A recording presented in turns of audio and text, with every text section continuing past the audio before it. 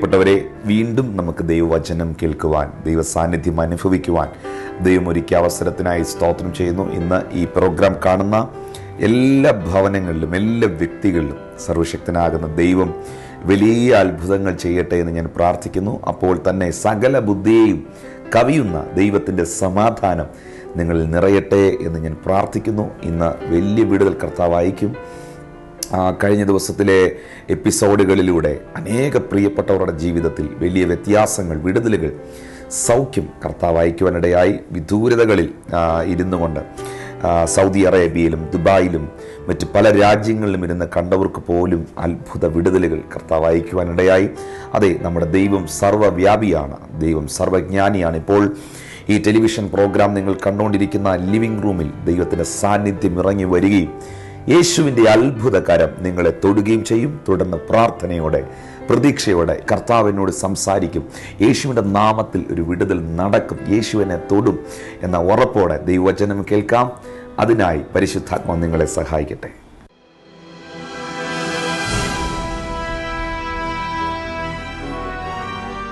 നമ്മുടെ അല്പസമയത്തെ വചന ധ്യാനത്തിനായി 1 പത്രോസ് 2-ാം അധ്യായം 24-25 വാക്യങ്ങൾ നമുക്ക് ശ്രദ്ധിക്കാം. 1 പത്രോസ് 2-ാം അധ്യായം 24-25 വാക്യങ്ങൾ. നാം പാപം സംബന്ധിച്ച് മരിച്ചു നീതിക്ക് ജീവിക്കേണ്ടതിന് അവൻ തൻ്റെ ശരീരത്തിൽ നമ്മുടെ പാപങ്ങളെ ചുമന്നുകൊണ്ട് ക്രൂശിൽ കയറി അവൻ്റെ അടിപ്പിണരാൽ നിങ്ങൾക്ക് സൗഖ്യം വന്നിരിക്കുന്നു. നിങ്ങൾ തെറ്റി ഉഴലുന്ന ആടുകളെ പോലെ ആയിരുന്നു. ഇപ്പോഴോ നിങ്ങളുടെ ആത്മാക്കളുടെ ഇടയനും അധ്യക്ഷനുമായവനിലേക്ക് മടങ്ങി വന്നിരിക്കുന്നു. നാം പാപം സംബന്ധിച്ച് മരിച്ച് നീതിക്കായി ജീവിക്കേണ്ടതിന് നമ്മുടെ പാപങ്ങളെ യേശു തൻ്റെ ശരീരത്തിൽ ഏറ്റുകൊണ്ട് ക്രൂശിൽ കയറി. യേശുവിൻ്റെ ശരീരത്തിൽ വെളിപ്പെട്ട അല്ലെങ്കിൽ യേശു ഏറ്റ അടിയാൽ, ആ അടിയാലുണ്ടായ അടിപ്പിണരുകളാൽ നിങ്ങൾക്ക് സൗഖ്യം വന്നിരിക്കുന്നു. തൊട്ട് താഴെയുള്ള വാക്യം, നിങ്ങൾ തെറ്റി ഉഴലുന്ന ആടുകളെ പോലെ ആയിരുന്നു. നിങ്ങളുടെ പാസ്റ്റാണ് ഈ പറയുന്നത്. എന്നാൽ പ്രസന്റ് പറയുന്നു, ഇപ്പോഴോ നിങ്ങളുടെ ആത്മാക്കളുടെ ഇടയനും അധ്യക്ഷനുമായവനിലേക്ക് നിങ്ങൾ മടങ്ങി വന്നിരിക്കുന്നു. ഒരു സമയത്ത് നിങ്ങൾ ദൈവത്തെ അറിയാത്തവരായിരുന്നു, നിങ്ങൾ ദൈവമില്ലാതെ ജീവിച്ചവരായിരുന്നു. എന്നാൽ പരിശുദ്ധാത്മാവ് എഴുതിയിരിക്കുന്നു, ഇപ്പോഴോ നിങ്ങൾ ദൈവത്തിലേക്ക്, അധ്യക്ഷനിലേക്ക്, ഇടയനിലേക്ക് നിങ്ങൾ മടങ്ങി വന്നിരിക്കുന്നു. ജീവിതത്തിലെ 2 പ്രധാനപ്പെട്ട അവസ്ഥകളെക്കുറിച്ച് അപ്പോസ്തലനായ പത്രോസ് നമ്മെ പഠിപ്പിക്കുന്നു. 1, ദൈവത്തെ കൂടാതെ ഉള്ള ജീവിതവും 2, ദൈവത്തോടൊപ്പമുള്ള ജീവിതവും. ഈ 2 ജീവിതവും ഒരു മനുഷ്യൻ്റെ ജീവിതത്തിൽ ഉണ്ടാവുന്നതാണ്. എന്നാൽ പലരും ദൈവത്തെ കൂടാതെ ജീവിച്ചു, ദൈവത്തെ കൂടാതെ വളർന്നു, ദൈവത്തെ കൂടാതെ മരിച്ചു. അവരിപ്പോൾ പിശാചിനും അവൻ്റെ ദൂതന്മാർക്കും ഒരുക്കിയിരിക്കുന്ന സ്ഥലത്ത് അവരുടെ ആത്മാക്കൾ വിശ്രമിക്കുന്നു. എന്നാൽ ചിലർ ദൈവത്തെ കൂടാതെ ജീവിച്ചു, ദൈവത്തെ കൂടാതെ അവർ വളർന്നു. എന്നാൽ ഒരു പ്രത്യേക സമയം വന്നപ്പോൾ സർവശക്തനാകുന്ന ദൈവത്തിൻ്റെ വചനം, അവൻ്റെ സത്യം, ആ കർത്താവിനെ കുറിച്ചുള്ള വെളിപ്പാട് അവർക്ക് ലഭിക്കുകയും അവരുടെ ജീവിതം യേശുവിനായി സമർപ്പിക്കുകയും വിശുദ്ധമായ, ജയകരമായ ഒരു ക്രിസ്തീയ ജീവിതം അവർ യേശുവിനോടൊപ്പം നയിക്കുകയും ഒരുപക്ഷെ ഇന്നവർ ഭൂമിയിൽ ജീവിക്കുകയും അല്ലെങ്കിൽ അവരുടെ സമയമായപ്പോൾ യേശുവിനോടൊപ്പം ജീവിച്ച് യേശുവിനായി മരിച്ച് അവരുടെ ആത്മാവ് ക്രിസ്തുവിൽ ഇന്ന് ദൈവത്തോടുകൂടെ മറഞ്ഞിരിക്കുന്നു. എന്നെ കേൾക്കുന്നവരെ, 2 ജീവിതത്തിൻ്റെ ഘട്ടങ്ങളെക്കുറിച്ചാണ് പത്രോസ് ഇവിടെ വ്യക്തമാക്കുന്നത്. നോക്കുക, നിങ്ങൾ തെറ്റി ഉഴലുന്ന ആടുകളെ പോലെ നടന്നൊരു സമയം, എന്നാൽ ഇപ്പോൾ ഇടയനിലേക്ക് മടങ്ങി വന്ന സമയം. ഇത് 2 കാര്യങ്ങളെക്കുറിച്ച് പരിശുദ്ധാത്മാവ് നിങ്ങളോട് സംസാരിക്കുവാനായി ആഗ്രഹിക്കുന്നു. ഒരു പക്ഷേ ഈ TV പ്രോഗ്രാം കാണുന്ന നിങ്ങളിൽ പലരും ദൈവത്തോടു കൂടെ ജീവിക്കുന്നവരായിരിക്കാം. അല്ല, ദൈവവുമായി ഒരു ബന്ധമില്ലാത്തവർ പോലും ഇന്ന് എന്നെ കേൾക്കുന്നുണ്ട്. നിങ്ങൾക്ക് 2 പേർക്കും മനസ്സിലാകുന്ന, ഈ 2 കൂട്ടർക്കും മനസ്സിലാക്കുവാൻ കഴിയുന്ന നിലയിൽ നിങ്ങളോട് സംസാരിക്കുവാൻ ഞാൻ കർത്താവിൽ ആശ്രയിക്കുന്നു. ഒരു വ്യക്തി യേശുവിലേക്ക് വന്നാൽ ആ വ്യക്തി പുതിയ സൃഷ്ടിയാകുമെന്ന് 2 കൊരിന്ത്യർ 5-ാം അധ്യായം 17-ാം വാക്യത്തിൽ എഴുതിയിരിക്കുന്നു. ഒരുവൻ ക്രിസ്തുവിലായാൽ അവൻ പുതിയ സൃഷ്ടിയാകുന്നു, പഴയത് കഴിഞ്ഞുപോയി, ഇതാ സകലതും അവനിൽ പുതുതായി. എന്നാൽ ക്രിസ്തുവിലേക്ക് വന്ന ജീവിതം പുതുതായി തീർന്ന ആ വ്യക്തിയോട് ചോദിച്ചാൽ അവൻ്റെ കഴിഞ്ഞകാല ജീവിതത്തിലെ അനുഭവത്തെക്കുറിച്ച്, അവസ്ഥയെക്കുറിച്ച് ആ വ്യക്തി നമ്മളോട് പങ്കുവയ്ക്കും. എൻ്റെ ജീവിതത്തിൻ്റെ 17ാമത്തെ വയസ്സിലാണ് ഞാൻ രക്ഷിക്കപ്പെടുന്നത്. 18ാമത്തെ എൻ്റെ വയസ്സിൽ ഞാൻ ഡിഗ്രി പഠനം ആരംഭിക്കുന്ന സമയത്ത് എൻ്റെ ജീവിതം ഞാൻ കർത്താവിനായി സമർപ്പിക്കുവാനിടയായി. യേശു എന്നെ വിടുവിച്ചു. എന്നാൽ ഈ 18 വയസ്സിന് മുൻപ് വരെ എൻ്റെ ജീവിതത്തിൽ എനിക്ക് പറയാൻ ഒത്തിരി അനുഭവങ്ങളുണ്ട്. ദൈവത്തെ കൂടാതുള്ള ജീവിതവും ദൈവത്തോടൊപ്പമുള്ള ജീവിതവും രണ്ടും രണ്ടാണ്. അത് പകലും രാത്രിയും പോലുള്ള വ്യത്യാസമാണ്. പ്രിയപ്പെട്ടവരെ, വെളിച്ചവും ഇരുട്ടും പോലുള്ള ഡിഫറൻസ് ആണ് ദൈവത്തോട് ഒപ്പമുണ്ടായിരിക്കുന്ന ജീവിതവും ദൈവത്തിൽ നിന്ന് അകലുന്ന ജീവിതവും. നിങ്ങൾ ക്രിസ്തുവിലാകുമ്പോൾ, നിങ്ങൾ യേശുവിലാകുമ്പോൾ നിങ്ങൾ പുതിയ സൃഷ്ടിയാകും. നിങ്ങളുടെ ശരീരത്തിന് മാറ്റം വന്നില്ല, നിങ്ങളുടെ അവയവങ്ങൾക്ക് മാറ്റം വന്നില്ല, നിങ്ങളുടെ കുടുംബത്തിന് മാറ്റം വന്നില്ല, നിങ്ങളുടെ മാതാപിതാക്കൾക്ക് മാറ്റം വന്നില്ല, നിങ്ങളുടെ സാഹചര്യങ്ങൾക്കൊന്നും ഒരു മാറ്റവും വന്നില്ല. പക്ഷേ മാറ്റം വരുന്നത് നിങ്ങളിലാണ്, ആ വ്യക്തിയിലാണ്, ആ വ്യക്തിയുടെ സ്വഭാവത്തിലാണ്. എഫെസ്യർക്കെഴുതിയ ലേഖനം 2-ാം അധ്യായം അതിൻ്റെ 12-13 വാക്യം വായിക്കുമ്പോൾ അപ്പോസ്തലനായ പൗലോസ് പറയുന്നു, അക്കാലത്ത് നിങ്ങൾ ക്രിസ്തുവിനെ കൂടാതെ ഉള്ളവരും ഇസ്രായേൽ പൗരതയോട് സംബന്ധം ഇല്ലാത്തവരും വാഗ്ദത്തത്തിൻ്റെ നിയമങ്ങൾക്ക് അന്യരും പ്രത്യാശയില്ലാത്തവരും ലോകത്തിൽ ദൈവമില്ലാത്തവരുമായിരുന്നു എന്ന് ഓർത്തുകൊള്ളുവിൻ. 13-ാം വാക്യം, മുൻപേ ദൂരസ്ഥരായിരുന്ന നിങ്ങൾ ഇപ്പോൾ ക്രിസ്തു യേശുവിൽ ക്രിസ്തുവിൻ്റെ രക്തത്താൽ സമീപസ്ഥരായി തീർന്നു. മുൻപേ നിങ്ങൾ ദൂരസ്ഥരായിരുന്നെങ്കിൽ, ദൈവത്തിൽ നിന്നും നിങ്ങൾ അന്യപ്പെട്ടു പോയിരുന്നെങ്കിൽ, ഇപ്പോൾ യേശുവിൻ്റെ രക്തത്താൽ, ആ വാക്ക് നിങ്ങൾ ശ്രദ്ധിക്കണം, ക്രിസ്തു യേശുവിൽ ക്രിസ്തുവിൻ്റെ രക്തത്താൽ നിങ്ങൾ സമീപസ്ഥരായി തീർന്നു. അപ്പോൾ ഞാൻ എങ്ങനെയാണ് ഒരു ദൈവ പൈതലായത്? 1 യോഹന്നാൻ 1-ാം അധ്യായം 7-ാം വാക്യത്തിൽ എഴുതിയിരിക്കുന്നു, അവൻ്റെ പുത്രനായ യേശുവിൻ്റെ രക്തം നമ്മുടെ സകല പാപവും പോക്കി നമ്മെ ശുദ്ധീകരിക്കുന്നു. എന്നെ കേൾക്കുന്ന പ്രിയ സഹോദരങ്ങളെ, മുൻപേ നാം ക്രിസ്തുവിനെ കൂടാതെ ഉള്ളവരും ഇസ്രായേൽ പൗരതയോട് ഒരു സംബന്ധമില്ലാത്തവരും ദൈവമക്കൾ എന്ന പേരിന് നാം യോഗ്യരല്ലായിരുന്നു. എന്നാൽ സർവശക്തനാകുന്ന ദൈവം നമ്മെ വിടുവിപ്പാനിടയായി. എഫെസ്യർക്കെഴുതിയ ലേഖനം 5-ാമത്തെ അധ്യായം അതിൻ്റെ 8-ാമത്തെ വാക്യത്തിൽ ഇങ്ങനെ എഴുതിയിരിക്കുന്നു, മുൻപേ നിങ്ങൾ ഇരുളായിരുന്നു, ഇപ്പോഴോ കർത്താവിൽ വെളിച്ചമായിരുന്നു. മുൻപേ നിങ്ങൾ ഇരുളായിരുന്നു, ഇപ്പോഴോ നിങ്ങൾ കർത്താവിൽ വെളിച്ചമാകുന്നു. ഇപ്പോൾ നിങ്ങൾ വെളിച്ചത്തിൽ വസിക്കുന്നവരാണ്, ഇരുട്ടിൽ നിന്നും വിടുതൽ പ്രാപിച്ചവരാണ്. യേശു പറയുന്നു, ഞാൻ ലോകത്തിൻ്റെ വെളിച്ചമാകുന്നു, എന്നിൽ വസിക്കുന്നവൻ ഇരുട്ടിൽ വസിക്കുകയില്ല. എന്താ ഈ വസിക്കുക എന്ന് പറഞ്ഞാൽ, യേശുവിനോടുകൂടെ വസിക്കുന്ന ജീവിതമാണ് യഥാർത്ഥമായ ക്രിസ്തീയ ജീവിതം. ക്രിസ്തുവിനോടുകൂടെ വസിക്കുന്ന ജീവിതം. ദൈവത്തോടുകൂടെ വസിക്കുക എന്ന് പറഞ്ഞാൽ അതിൻ്റെ അർത്ഥം ദൈവത്തോടുകൂടെ താമസിക്കുക എന്നല്ല. താമസിക്കുക, വസിക്കുക എന്ന 2 പദം തമ്മിൽ വ്യത്യാസമുണ്ട്. എൻ്റെ ജോലികളെല്ലാം തീർത്ത് ഞാൻ ഒടുവിൽ എത്തുന്ന സ്ഥലമാണ് എൻ്റെ ഭവനം. മനസ്സിലാക്കുക, എപ്പോഴും നാം നമ്മുടെ വീട്ടിലുണ്ടായിരിക്കണമെന്നില്ല, എപ്പോഴും നാം താമസിക്കുന്നിടത്ത് ഉണ്ടാകണമെന്നില്ല. അപ്പോൾ ദൈവത്തോടുകൂടെ വസിക്കുക എന്ന് പറഞ്ഞാൽ താമസിക്കുക എന്നല്ല, തോന്നുമ്പോൾ വരികയും തോന്നുമ്പോൾ പോവുകയും, വല്ലപ്പോഴും വരികയും വല്ലപ്പോഴും കൂടെ പാർക്കുകയും പോവുകയും ചെയ്യുന്ന ഒന്നല്ല ദൈവസന്നിധി എന്ന് പറയുന്നത്. പ്രിയപ്പെട്ടവരെ, നിങ്ങൾ ശ്രദ്ധിച്ച് കേൾക്കുക. ദൈവത്തോടുകൂടെ വസിക്കുക എന്ന് പറഞ്ഞാൽ അവനെ കൂടാതെ ജീവിക്കാൻ കഴിയുകയില്ല. ഇതാണ് ദൈവത്തോടുകൂടെ വസിക്കുക എന്നുള്ള വാക്കിൻ്റെ അർത്ഥം. ഒരു വെള്ളത്തിൽ മീൻ കിടന്നാൽ മാത്രമേ ആ മീനിന് ശ്വസിക്കാൻ കഴിയൂ, ജീവിക്കാൻ കഴിയൂ. വെള്ളത്തിൽ കിടക്കുന്ന മീനെ കരക്കിട്ടാൽ അത് ചില മിനിറ്റുകൾ കഴിയുമ്പോൾ ചത്തുപോകും.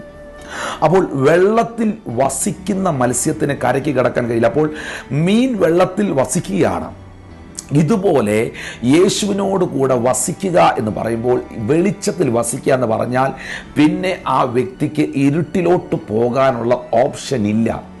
പ്രിയപ്പെട്ടവരെ, പിന്മാറിപ്പോകാനുള്ള ഓപ്ഷൻ ഇല്ല. അതുകൊണ്ടാണ് വിശുദ്ധ ബൈബിൾ പറഞ്ഞത്, കലപ്പയ്ക്ക് കൈവച്ച ശേഷം തിരിഞ്ഞു നോക്കുന്നവൻ ആരും ദൈവരാജ്യത്തിന് കൊള്ളാവുന്നവനല്ല. പുറകോട്ട് പോകാനല്ല കർത്താവ് നമ്മളെ വിളിച്ച്, പിന്മാറ്റത്തിൽ പോകാനല്ല, പാപത്തിൽ പോകാനല്ല യേശു നമ്മളെ വിളിച്ച്. പിൻപിലുള്ളതിനെ മറന്ന് മുൻപിലുള്ളതിനെ ആഞ്ഞുകൊണ്ട് കർത്താവ് വിളിച്ച വിളിയെ ലാക്കാക്കി ഓടുവാനാണ് കർത്താവ് നമ്മളെ വേർതിരിച്ചിരിക്കുന്നത്. പ്രിയപ്പെട്ടവരെ, ഈ തിരുവെഴുത്തിൽ നിന്ന് ഞാൻ സ്നേഹത്തോടെ നിങ്ങളോട് അറിയിക്കട്ടെ, നിങ്ങൾ തെറ്റി ഉഴലുന്ന ആടുകളെ പോലെ ആയിരുന്നു. ഇപ്പോഴോ നിങ്ങളുടെ ആത്മാക്കളുടെ ഇടയനും അധ്യക്ഷനുമായിലേക്ക് നിങ്ങൾ മടങ്ങി വന്നു. ഒരു വ്യക്തി യേശുവിലേക്ക് വരുമ്പോൾ അവൻ പുതിയ സൃഷ്ടിയാകുന്നു. 2, ഒരു വ്യക്തി ക്രിസ്തുവിലാകുമ്പോൾ അവൻ്റെ പാരമ്പര്യ ശാപങ്ങളെ കർത്താവ് എടുത്തു മാറ്റുന്നു. ദൈവത്തിൻ്റെ വചനത്തിൽ ഗലാത്യർക്കെഴുതിയ ലേഖനം 3-ാം അധ്യായം 13-14 വാക്യത്തിൽ എഴുതിയിരിക്കുന്നു, മരത്തിൻ്റെ മേൽ തൂങ്ങുന്നവനെല്ലാം ശപിക്കപ്പെട്ടവൻ എന്നെഴുതിയിരിക്കുന്നത് പോലെ ക്രിസ്തു നമുക്ക് വേണ്ടി ശാപമായി. ന്യായപ്രമാണത്തിൻ്റെ കീഴിൽ കിടന്ന നമ്മെ കർത്താവ് വിലയ്ക്ക് വാങ്ങി. ഒരു കാര്യം നിങ്ങൾ ഓർക്കുക, കർത്താവിൻ്റെ പരിശുദ്ധ രക്തം അവൻ നമുക്ക് തന്ന് നമ്മളെ വിലയ്ക്ക് വാങ്ങിയത്. അബ്രഹാമിൻ്റെ അനുഗ്രഹം ക്രിസ്തുയേശുവിൽ ജാതികളായ എൻ്റെയും നിങ്ങളുടെയും മേൽ വരേണ്ടതിന് തന്നെ. ഇസ്രായേൽ പൗരത്വമില്ലാത്ത ഒരു വ്യക്തിയെ ജാതികളുടെ പട്ടികയിലാണ് വിശുദ്ധ ബൈബിൾ ഉൾപ്പെടുത്തിയിരിക്കുന്നത്. ഇസ്രായേൽ പൗരത്വം, ഇസ്രായേലിൽ ജനിച്ചു വളരുന്ന അല്ലെങ്കിൽ ഇസ്രായേൽ പൗരത്വമുള്ള ഒരു വ്യക്തിക്ക് മാത്രമേ ജാതി അല്ലെന്ന് പറയാൻ കഴിയത്തുള്ളൂ. ബാക്കി എല്ലാവരെയും ജാതികളുടെ പട്ടികയിൽ ദൈവം എണ്ണിയിരിക്കുന്നു. എന്നാൽ ഈ ജാതികളുടെ പട്ടികയിൽ കിടന്ന എന്നെയും നിങ്ങളെയും അർഹതകളില്ലാത്ത സ്ഥാനത്ത് അവൻ അർഹനാക്കി, യോഗ്യതകളില്ലാത്ത സ്ഥാനത്ത് നമ്മളെ യോഗ്യരാക്കി. ഇത് കരുണാസമ്പന്നനായ ദൈവത്തിൻ്റെ മഹാകൃപ എന്നുള്ളതല്ലാതെ വേറെ ഒന്നും നമുക്ക് പറയാൻ കഴിയില്ല. അതുകൊണ്ടാണ് യോഹന്നാന്റെ ലേഖനം 3-ാം അധ്യായത്തിൽ 1 യോഹന്നാൻ 3:1 യോഹന്നാൻ അപ്പോസ്തലൻ പറഞ്ഞത്, കാൺമീൻ നാം ദൈവമക്കൾ എന്ന് വിളിക്കപ്പെടുവാൻ പിതാവായ ദൈവം എത്ര വലിയ സ്നേഹമാണ് നമ്മളോട് കാണിച്ചത്. പ്രിയപ്പെട്ടവരെ, കർത്താവ് എത്ര വലിയ സ്നേഹമാണ് നിങ്ങളോട് കാണിച്ചത്. സ്വന്തം ജീവനെ അവൻ നിങ്ങൾക്കായി തന്നു. അവസാനത്തുള്ള രക്തം വരെയും അവൻ നിങ്ങൾക്കായി തന്നു. അവൻ്റെ പ്രാണനെ അവൻ നിങ്ങൾക്കായി തന്നു. സഹോദരങ്ങളെ, ഒരു കാര്യം കൂടെ ഓർക്കുക, അവൻ മരിച്ചു, അടക്കപ്പെട്ടു, 3-ാം നാൾ ഉയർത്തെഴുന്നേറ്റു. അവിടെ കൊണ്ട് തീർന്നില്ല, തൻ്റെ ആത്മാവിനെ, പരിശുദ്ധാത്മാവിനെ അവൻ നിങ്ങൾക്ക് സൗജന്യമായി തന്നു. ഇത്ര നല്ലൊരു കർത്താവിനെ, ഇത്ര നല്ലൊരു ദൈവത്തെ നമുക്ക് വേറെ എങ്ങും കാണാൻ കഴിയില്ല. പ്രിയപ്പെട്ടവരെ, യേശുവിനെ പോലെ ആരുമില്ല, യേശുവിന് പകരമായും ആരുമില്ല, അവന് തുല്യനായി വേറെ ഒരു നാമവുമില്ല എന്ന് തിരുവെഴുത്തിലൂടെ നാം മനസ്സിലാക്കുന്നു. അതുകൊണ്ടാണ് അപ്പോസ്തല പ്രവൃത്തി 4-ാം അധ്യായം 12-ാം വാക്യം അപ്പോസ്തലനായ പത്രോസ് പറഞ്ഞത്, മറ്റൊരുത്തനിലും രക്ഷയില്ല, നാം രക്ഷിക്കപ്പെടുവാൻ ആകാശത്തിന്റെ കീഴിൽ മനുഷ്യരുടെ ഇടയിൽ നൽകപ്പെട്ട വേറൊരു നാമമില്ല. എല്ലായിടത്തും എല്ലായ്പ്പോഴും എല്ലാ സമയം യേശു ക്രിസ്തു മുഖാന്തരമാണ് നമുക്ക് ജയമുള്ളത്. നിങ്ങൾ രോഗത്താൽ ഭാരപ്പെടുന്നു, യേശു ക്രിസ്തു മുഖാന്തരം നിങ്ങൾക്ക് സൗഖ്യമുണ്ട്. നിങ്ങൾ കടഭാരം അനുഭവിക്കുന്നു, യേശു ക്രിസ്തു മുഖാന്തരം നിങ്ങൾക്ക് കടഭാരത്തിൽ നിന്ന് വിടുതലുണ്ട്. കാരണം സ്വർഗത്തിലെ ദൈവം ഫിലിപ്പിയർക്കെഴുതിയ ലേഖനത്തിൽ പരിശുദ്ധാത്മാവിനാൽ രേഖപ്പെടുത്തിയിരിക്കുന്നു, എൻ്റെ ദൈവമോ നിങ്ങളുടെ ബുദ്ധിമുട്ടൊക്കെയും തൻ്റെ ധനത്തിനൊത്തവണ്ണം. ഈ ഭൂമിയിലെ ഒരു ബാങ്കിൻ്റെയും ആസ്തി അനുസരിച്ചല്ല, ഈ ലോകത്തിലെ ഒരു ഗവൺമെൻറ്റിൻ്റെയും ഡിപ്പോസിറ്റ് അനുസരിച്ചല്ല, സ്വർഗത്തിലെ ദൈവം തൻ്റെ ആസ്തി അനുസരിച്ച് ദൈവത്തിൻ്റെ ഡിപ്പോസിറ്റിനെ, ദൈവത്തിൻ്റെ കയ്യിലുള്ള പുരാതനമായ സമ്പത്തിനെ അളക്കാൻ ഈ ലോകത്തിലെ ആർക്കും കഴിയത്തില്ല. നിങ്ങളുടെ ബുദ്ധിമുട്ടൊക്കെയും അവൻ തീർക്കുന്നത് ക്രിസ്തു യേശുവിലാണ്. യേശുവിൻ്റെ നാമത്തിൽ നിങ്ങളുടെ ബുദ്ധിമുട്ടിനെ കർത്താവ് തീർക്കും. യേശുവിൻ്റെ നാമത്തിൽ നിങ്ങളുടെ രോഗത്തെ അവൻ സൗഖ്യമാക്കും. യേശുവിൻ്റെ നാമത്തിൽ അവൻ മരിച്ചതിനെ ഉയർപ്പിക്കുകയും ഇല്ലാത്തതിനെ ഉള്ളതുപോലെ അവൻ വിളിച്ചു വരുത്തുകയും ചെയ്യും. കാരണം ദൈവം സർവശക്തനാണ്, ദൈവം സർവവ്യാപിയാണ്, ദൈവം എൽ ഷദായി ആണ്. എൽ ഷദായി എന്ന വാക്കിൻ്റെ അർത്ഥം നിങ്ങളുടെ ആവശ്യങ്ങളെക്കാൾ അധികം മതിയായ ദൈവം, സർവശക്തനായ ദൈവം. നമ്മുടെ ദൈവം എലോഹിയാണ്, അവൻ ഇല്ലാത്തതിനെ ഉള്ളതുപോലെ വിളിച്ചു വരുത്തുന്നവനാണ്. നമ്മുടെ ദൈവം യഹോവ നിസിയാണ്, അവൻ പരാജയത്തിൻ്റെ നടുവിൽ ജയത്തിൻ്റെ കൊടി ഉയർത്തുന്നവനാണ്. നമ്മുടെ കർത്താവായ യേശു ക്രിസ്തു യഹോവ ശാലോമാണ്, അവൻ നിങ്ങളുടെ സമാധാനമില്ലാത്ത വേളകളിൽ നിങ്ങൾക്ക് സമാധാനം തരുന്ന സമാധാനത്തിൻ്റെ പ്രഭുവാണ്. എന്നെ കേൾക്കുന്ന പ്രിയപ്പെട്ടവരെ, നിത്യമായ ശാപത്തിൽ നിന്നും നിത്യമായ അനുഗ്രഹത്തിലേക്ക് നടത്തുവാൻ നാം ക്രിസ്തുവിലാകുമ്പോൾ സാധ്യമാണ്. നിങ്ങളുടെ ശാപങ്ങൾ മാറണമോ? നിങ്ങളുടെ പാരമ്പര്യ ശാപത്തിൽ നിന്നും നിങ്ങൾ വിടുതൽ പ്രാപിക്കാൻ ആഗ്രഹിക്കുന്ന വ്യക്തിയാണെങ്കിൽ നിശ്ചയമായും ബൈബിൾ പറയുന്നു, ഇപ്പോഴോ ക്രിസ്തു യേശുവിൽ ഉള്ളവർക്ക് ഒരു ശിക്ഷാവിധിയുമില്ല. ഞാൻ വിശ്വസിക്കുന്നു, യേശു ക്രിസ്തുവിൽ വിശ്വസിക്കുന്നവൻ, യേശു ക്രിസ്തുവിൽ ആയിത്തീർന്നവൻ ശാപത്തിൻ്റെ കീഴിലല്ല, അവൻ നിത്യമായ അനുഗ്രഹത്തിൻ്റെ കീഴിലാണ്. തിമോത്തിയോസിൻ്റെ ലേഖനം 1 തിമോത്തിയോസ് 1-ാം അധ്യായം 15-16 വാക്യങ്ങൾ നോക്കാം. 1 തിമോത്തിയോസ് 1-ാം അധ്യായം 15-16. ക്രിസ്തു യേശു പാപികളെ രക്ഷിക്കുവാൻ ലോകത്തിൽ വന്നു എന്നുള്ളത് വിശ്വാസ്യവും എല്ലാവരും അംഗീകരിപ്പാൻ യോഗ്യവുമായ വചനം തന്നെ. ആ പാപികളിൽ ഞാൻ ഒന്നാമൻ. പാപികളിൽ ഒന്നാമനായിരുന്ന പൗലോസിനെ അപ്പോസ്തലന്മാരിൽ ഒന്നാമനായി തീർത്തത് യേശുവിൻ്റെ വിലയേറിയ രക്തമാണ്. പാപികളിൽ ഒന്നാമനായിരുന്നവനെ ആമേൻ ദൈവകൃപയിൽ വെളിപ്പാടിൽ ഒന്നാമനാക്കി മാറ്റിയത് യേശുവിലുള്ള വിശ്വാസമാണ്. അതുകൊണ്ടാണ് പൗലോസ് പറഞ്ഞത്, കാഴ്ചയാലല്ല ഞങ്ങൾ ജീവിക്കുന്ന വിശ്വാസത്താല. ആമേൻ ക്രിസ്തുയേശു ഈ ഭൂമിയിലേക്ക് വന്നത് പാപികളെ രക്ഷിക്കുവാനാണ്. പ്രിയപ്പെട്ടവരെ, നിങ്ങൾ എത്ര വലിയ പാപത്തിൻ്റെ പിടിയിൽ കിടക്കുന്ന വ്യക്തിയാണെങ്കിലും നിങ്ങളുടെ പാപത്തിൽ നിന്നും, ആ പാപത്താൽ വന്ന ശാപത്തിൽ നിന്നും നിങ്ങളെ വിടുവിപ്പാൻ, ആ ശാപത്തിൽ നിന്ന്, രോഗത്തിൽ നിന്ന് നിങ്ങളെ സൗഖ്യമാക്കുവാൻ യേശു മതിയായ ദൈവം, യേശു സർവശക്തനായ ദൈവം. പ്രിയപ്പെട്ടവരെ, ഒന്ന്, ഒരു വ്യക്തി യേശു ക്രിസ്തുവിലായിത്തീരുമ്പോൾ വിശുദ്ധ ബൈബിൾ പറയുന്നു അവൻ പുതിയ സൃഷ്ടിയാകുന്നു. 2, അവൻ്റെ ശാപത്തിൽ നിന്നും അവൻ അനുഗ്രഹത്തിലേക്ക് നടത്തപ്പെടുന്നു. 3, അവൻ പാപത്തിൽ നിന്ന് പാപക്ഷമയിലേക്ക് നടത്തപ്പെടുന്നു. 4, അവൻ മരണത്തിൽ നിന്ന് ജീവനിലേക്ക് പ്രവേശിക്കുന്നു. യോഹന്നാന്റെ സുവിശേഷം 5-ാം അധ്യായം 24-ാമത്തെ വാക്യം നമുക്ക് നോക്കാം. ഇവിടെ എഴുതിയിരിക്കുന്നു, ആമീൻ ആമീൻ ഞാൻ നിങ്ങളോട് പറയുന്നു, എൻ്റെ വചനം കേട്ട് എന്നെ അയച്ചവനെ വിശ്വസിക്കുന്നവന് നിത്യജീവൻ ഉണ്ട്. അവൻ ന്യായവിധിയിലാകാതെ മരണത്തിൽ നിന്ന് ജീവങ്കലിലേക്ക് കടക്കുന്നു. ആമീൻ ആമീൻ ഞാൻ നിങ്ങളോട് പറയുന്നു, മരിച്ചവർ ദൈവപുത്രന്റെ ശബ്ദം കേൾക്കുകയും കേൾക്കുന്നവർ ജീവിക്കുകയും ചെയ്യുന്ന നാഴിക വരുന്നു. യേശു പറയുകയാണ്, എൻ്റെ വചനം കേട്ട് എന്നെ അയച്ചവനിൽ വിശ്വസിക്കുന്നവന് നിത്യജീവനുണ്ട്. അവൻ ന്യായവിധിയിൽ അകപ്പെടാതെ മരണത്തിൽ നിന്ന് അവൻ ജീവനിലേക്ക് കടക്കുന്നു. പ്രിയപ്പെട്ടവരെ, യേശുവിലാകുമ്പോൾ ആത്മീയ മരണത്തിൽ നിന്നും ശാരീരിക മരണത്തിൽ നിന്നും നമുക്ക് വിടുതലുണ്ട്. നമ്മുടെ ആത്മാവ് ദൈവവുമായി ബന്ധമില്ലാതെ ആത്മീയമായി മരിച്ചു കിടക്കുന്നെങ്കിൽ നിങ്ങളുടെ ആത്മാവിന് ജീവൻ പകരാൻ യേശുവിലുള്ള വിശ്വാസത്താൽ ക്രിസ്തുവിൽ ആയിത്തീരുന്നതിനാൽ സാധ്യമാകും. 2, നിങ്ങളുടെ ആത്മീയ മരണത്തിൽ നിന്ന് മാത്രമല്ല, നിങ്ങളുടെ ശാരീരിക മരണത്തിൽ നിന്നും നിങ്ങൾക്ക് വിടുതൽ തരുവാൻ കർത്താവിന് കഴിയും. കാരണം നിങ്ങളുടെ ശരീരത്തിൽ നിങ്ങളൊരു രോഗം അനുഭവിക്കുമ്പോൾ, നിങ്ങളുടെ ശരീരത്തിൽ ഒരു പ്രതികൂലം കടന്നു വരുമ്പോൾ, മരണത്തോട് മൽപ്പിടിക്കുമ്പോൾ, പ്രിയപ്പെട്ടവരെ, യേശുവിൻ്റെ അടിപ്പിണരാൽ, യേശുവിൻ്റെ നാമത്താൽ നിങ്ങൾക്ക് അത്ഭുത സൗഖ്യം പ്രാപിക്കാൻ കഴിയും. 1, ക്രിസ്തുവിലാകുമ്പോൾ പുതിയ സൃഷ്ടിയാകുന്നു. 2, ഞാൻ ശാപത്തിൽ നിന്നും അനുഗ്രഹത്തിലേക്ക് നടത്തപ്പെടുന്നു. 3, പാപത്തിൽ നിന്ന് പാപക്ഷമയിലേക്ക് നടത്തപ്പെടുന്നു. 4, മരണത്തിൽ നിന്ന് ജീവനിലേക്ക് പ്രവേശിക്കുന്നു. 5-ാമതായി വളരെ പ്രധാനപ്പെട്ട കാര്യം, സാത്താൻ്റെ പിടിയിൽ നിന്നും യേശുവിൻ്റെ മകനായി, യേശുവിൻ്റെ മകളായി മാറുന്നു. യോഹന്നാന്റെ സുവിശേഷം 8-ാം അധ്യായം 31 മുതൽ ഉള്ള വാക്യം ശ്രദ്ധിക്കാം. സത്യം നിങ്ങൾ അറിയുകയും സത്യം നിങ്ങളെ സ്വതന്ത്രരാക്കുകയും ചെയ്യും. അതിൻ്റെ 34-35 വാക്യത്തിൽ എഴുതിയിരിക്കുന്നു, അതിന് യേശു, ആമീൻ ആമീൻ ഞാൻ നിങ്ങളോട് പറയുന്നു, പാപം ചെയ്യുന്നവനെല്ലാം പാപത്തിൻ്റെ ദാസനാകുന്നു. ദാസൻ എന്നേക്കും വീട്ടിൽ വസിക്കുന്നില്ല, എന്നാൽ പുത്രനോ വസിക്കുന്നു. പുത്രൻ നിങ്ങൾക്ക് സ്വാതന്ത്ര്യം വരുത്തിയാൽ നിങ്ങൾ സാക്ഷാൽ സ്വതന്ത്രരാകും. പ്രിയപ്പെട്ടവരെ, യേശു നിങ്ങൾക്ക് സ്വാതന്ത്ര്യം വരുത്തിയാൽ, പിശാചിൻ്റെ പിടിയിൽ നിന്നും കർത്താവ് നിങ്ങളെ വിടുവിച്ചാൽ, പിന്നെ ശത്രുവിന് നിങ്ങളെ പിടിച്ചെടുക്കുവാൻ കഴിയുകയില്ല. നിശ്ചയമായും യേശു കാൽവറിയിൽ ഏറ്റെടുത്ത ജയം ഈ പ്രോഗ്രാം കാണുന്ന യേശു ക്രിസ്തുവിൽ വിശ്വസിക്കുന്ന നിങ്ങളുടെയും എൻ്റെയും ജയമായിരുന്നു. യേശു പിശാചിനെ ജയിച്ചപ്പോൾ നിശ്ചയമായും യേശുവിൽ വിശ്വസിക്കുന്ന ഒരു ദൈവപൈതൽ പിശാചിനെ ജയിച്ചിരിക്കുകയാണ്, അവൻ്റെ തന്ത്രങ്ങളെ ജയിച്ചിരിക്കുകയാണ്. 1 യോഹന്നാൻ 3-ാം അധ്യായം 1-2 അത് വിളിച്ചു പറയുന്നു. 1 യോഹന്നാൻ 3-ാം അധ്യായം 5 മുതൽ 9 വരെയുള്ള വാക്യങ്ങൾ, ഗലാത്യർ 3-26 മുതൽ 29 വരെ. എന്നാൽ എഫേസ്യർക്കെഴുതിയ ലേഖനം 1-ാം അധ്യായം 3 മുതൽ 6 വരെ വായിക്കുമ്പോൾ യേശു ക്രിസ്തുവിലുള്ള വിശ്വാസത്താൽ പിതാവായ ദൈവം നമ്മളെ ദത്തെടുത്ത് അവൻ്റെ പുത്രന്മാരായി പുത്രിമാരായി തീർത്തിരിക്കുന്നു. നിങ്ങൾ തിരിച്ചറിയുക, മക്കളെങ്കിൽ നിങ്ങൾ അവകാശികളാണ്. ദാസ്യത്വത്തിൻ്റെ ആത്മാവിനെ അല്ല അവൻ നിങ്ങളുടെ മേൽ പകർന്നിരിക്കുന്നത്, അബ്ബാ പിതാവേ എന്ന് വിളിക്കുന്ന പുത്രത്വത്തിൻ്റെ ആത്മാവിനെയാണ്.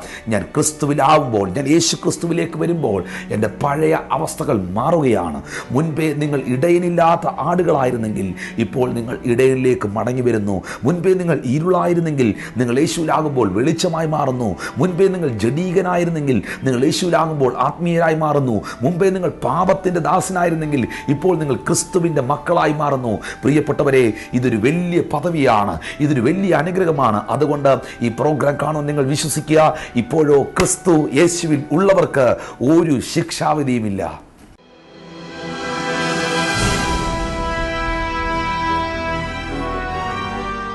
പ്രിയമുള്ളവരെ, ഞാൻ നിങ്ങൾക്ക് വേണ്ടി പ്രാർത്ഥിക്കുവാൻ പോകുന്നു. ഇന്ന് ഈ TV പ്രോഗ്രാം കാണുമ്പോൾ നിങ്ങൾ അറിയുക, ഒരു വ്യക്തി യേശുവിലേക്ക് വരുമ്പോൾ അവൻ്റെ ജീവിതം ആകെ മാറും. പൂർണ്ണമായി മാറും. ഈ ലോകത്തിലും വരാനുള്ള ലോകത്തിലും സർവശക്തനാകുന്ന ദൈവം അവനെ ധാരാളമായിട്ട് അനുഗ്രഹിക്കും. ഞാൻ നിങ്ങൾക്ക് വേണ്ടി പ്രാർത്ഥിക്കാം. ഞങ്ങളെ സ്നേഹിക്കുന്ന ഞങ്ങളുടെ ദൈവമേ, ഞങ്ങളുടെ സ്വർഗസ്ഥനായ നല്ല പിതാവ്, ഈ പ്രോഗ്രാം കാണുന്ന എല്ലാ പ്രിയപ്പെട്ടവരെയും അങ്ങയുടെ ബലമുള്ള അത്ഭുതം ചെയ്യുന്ന കരത്തിൽ ഏൽപ്പിച്ച് പ്രാർത്ഥിക്കുന്നു. ഇവർ രോഗത്താൽ ഭാരപ്പെടുന്നെങ്കിൽ ഇപ്പോൾ തന്നെ ഇവർ സൗഖ്യമാകട്ടെ. പലരും യേശുവിലേക്ക് വരാൻ കഴിയാതെ അവർ ഭാരത്തോടായിരിക്കുന്നെങ്കിൽ ഇപ്പോൾ തന്നെ ആരാധനാ സ്വാതന്ത്ര്യം ഇവർക്ക് കൊടുക്കണമേ. പാരമ്പര്യ ബന്ധനങ്ങളിൽ നിന്നും പൈശാചിക കെട്ടിൽ നിന്നും യേശുവിൻ നാമത്തിൽ അത്ഭുതകരമായ വിടുതൽ സ്വർഗത്തിലെ ദൈവം ഇവർക്ക് അയച്ചാട്ടെ. പിതാവിൻ്റെ പുത്രൻ്റെയും പരിശുദ്ധാത്മാവിൻ്റെ നാമത്തിൽ ഈ പ്രോഗ്രാം കാണുന്ന എല്ലാവരെയും ഞാൻ അനുഗ്രഹിക്കുന്നു. അവിടുന്ന് പ്രാർത്ഥന കേട്ടതിന് നന്ദി. അത് യേശുവിൻ നാമത്തിൽ തന്നെ. ആമേൻ. സർവശക്തനാകുന്ന ദൈവം നിങ്ങളെ, നിങ്ങളുടെ കുടുംബത്തെ ധാരാളമായിട്ട് അനുഗ്രഹിക്കട്ടെ. ഞായറാഴ്ച നടക്കുന്ന ആരാധനയിലും നിങ്ങൾ കടന്നു വരണം. അതേറ്റവും അനുഗ്രഹമായിരിക്കും എന്ന ദൈവനാമത്തിൽ ഓർപ്പിക്കുന്നു. ഈ താഴെ കാണുന്ന നമ്പറിൽ നിങ്ങൾ വിളിച്ചാൽ ഞങ്ങൾ നിങ്ങൾക്കായി പ്രാർത്ഥിക്കാം. കഴിഞ്ഞ ദിവസങ്ങളിൽ ഞങ്ങൾ പ്രെയർ ടവറിൽ വിളിച്ച് പ്രാർത്ഥിച്ച അനേക പ്രിയപ്പെട്ടവർക്ക് സ്വർഗത്തിലെ ദൈവം വിടുതൽ അയച്ചു. ഇപ്പോഴും അവർക്കൊക്കെ വേണ്ടി ഞങ്ങൾ പ്രാർത്ഥിച്ചുകൊണ്ടിരിക്കുന്നു. കത്തുകൾ അയക്കുക. ദൈവം നിങ്ങളെ അനുഗ്രഹിക്കട്ടെ. അടുത്ത ദിവസം കാണുന്നവരെയും അത്യുന്നതിൻ്റെ ചിറകിൻ്റെ മറവിൽ കർത്താവ് നിങ്ങളെ സൂക്ഷിക്കട്ടെ. I bless you in Jesus almighty name. Amen. Kottarakkara Jesus is alive global worship centre ഒരുക്കുന്ന ആരാധനയും വിടുതലിൽ ശുശ്രൂഷയും എല്ലാ ഞായറാഴ്ചയും രാവിലെ 10 മണി മുതൽ ഉച്ചയ്ക്ക് 1 മണി വരെ നടന്നുവരുന്നു. ഈ മീറ്റിംഗുകളിൽ അനേകം രോഗികളെ യേശു സൗഖ്യമാക്കുന്നു. നിങ്ങളുടെ എല്ലാ വിഷയങ്ങൾക്കും വേണ്ടി പ്രത്യേകം പ്രാർത്ഥിക്കുന്നു. വിശ്വാസത്തോടെ കടന്നു വരിക. സമാധാനവും സൗഖ്യവും വിടുതലും പ്രാപിക്കുക. കൂടുതൽ വിവരങ്ങൾക്ക് Jesus is alive global worship centre, post box number 9, Kottarakkara. വാഗ്ദത്തം ചെയ്തവൻ വാക്കുമാറുമോ? വാഗ്ദത്തം ചെയ്തവൻ വാക്കുമാറുമോ? ഇല്ല, ഇല്ല, ഒരിക്കലുമില്ല. ഇല്ല, ഇല്ല, ഒരിക്കലുമില്ല. അവൻ വാക്കുമാറും.